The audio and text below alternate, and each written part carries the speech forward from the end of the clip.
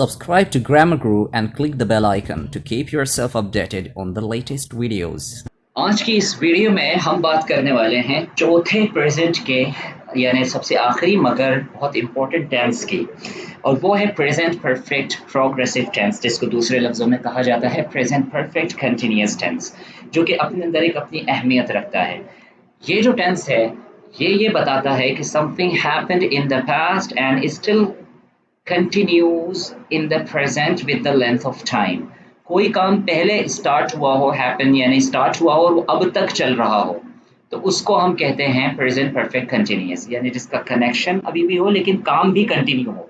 ऐसा नहीं हो कि काम कंप्लीटेड हो गया हो लेकिन उसका इफेक्ट हो, वो तो फिर प्रेजेंट परफेक्ट होगा, लेकिन उसका इफेक्ट नहीं बल्कि वो काम भी अभी तक मिडिल ऑफ एन एक्शन हो।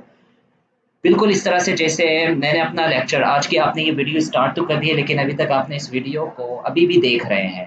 सो ये जो आप अभी भी देख रहे हैं ये तो प्रेजेंट कंटिन्यूअस हो गया, लेकिन अगर आप इसके साथ लेंथ ऑफ टाइम लगा देंगे कि आप मेरी वीडियो को पिछले 1 मिनट से देख रहे हैं, तो ये आप प्रेजेंट कंटिन्यूअस से बढ़कर क्या हो जाएगा, प्रेजेंट परफेक्ट कंटिन्यूअस। कुछ एग्जाम्पल्स देखते हैं। एग्जाम्पल्स के साथ साथ हम ये देखते हैं कि इसको बनाते किस तरह से। यहाँ देखें how to make the sentences in present perfect progressive.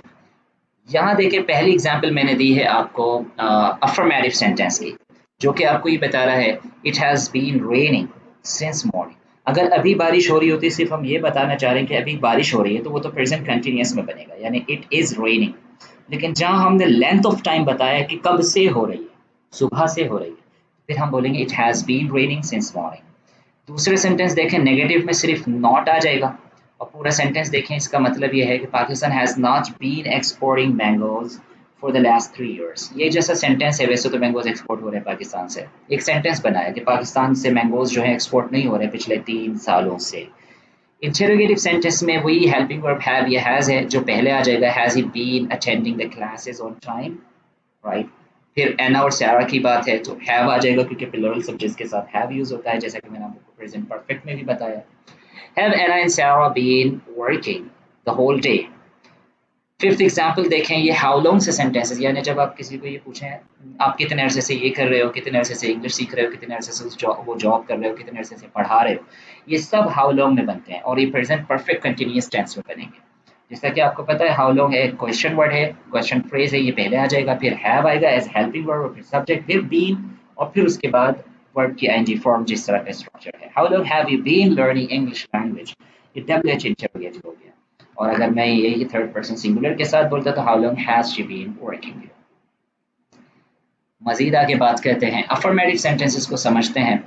वही सारी बातें कि अफर्मेटिव सेंटेंसेस में एक पहले एग्जांपल आपके सामने है, the government has been providing basic facilities to a layman since they took charge of the country. It's just an example by the way. So government जो है बेसिक बुनियादी सहूलियात फराहम कर रही है एक आम बंदे को भी, सोसाइटी के, जब से वो पावर में आई है, जब से वो इख्तियार में आई है।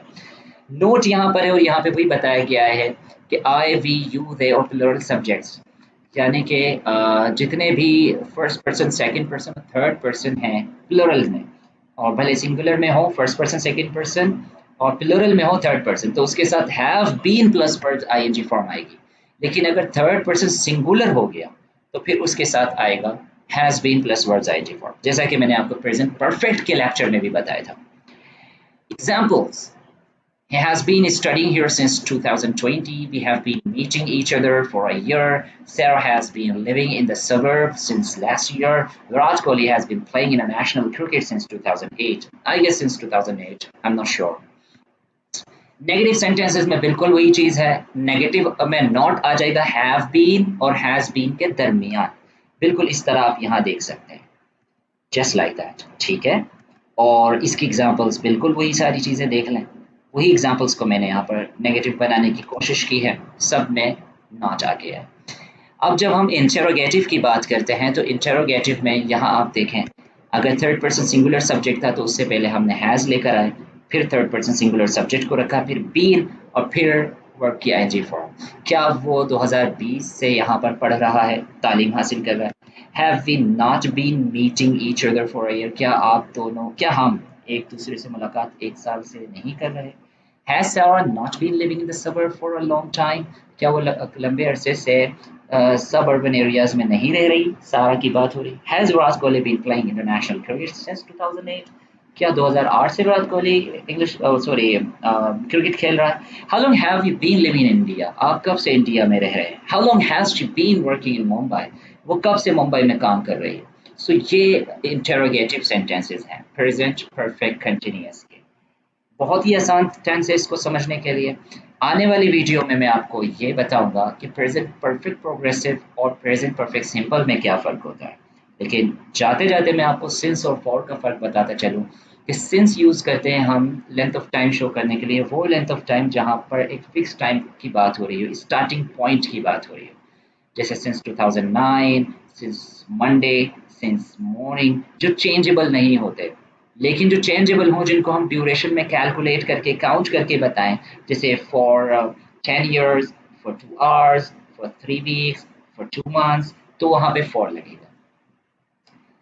मज़ीद वीडियो के साथ हम फिर हाजिर होंगे, तब तक के लिए इस चैनल को सब्सक्राइब करें, कनेक्टेड रहें और अगर ये वीडियो पसंद आई है तो इसको ज़रूर अपने दोस्त अहबाब के साथ शेयर करें जो कि इंग्लिश लर्नर्स हैं। Thank you very much. Bye bye. Subscribe to Grammar Guru and click the bell icon to keep yourself updated on the latest videos.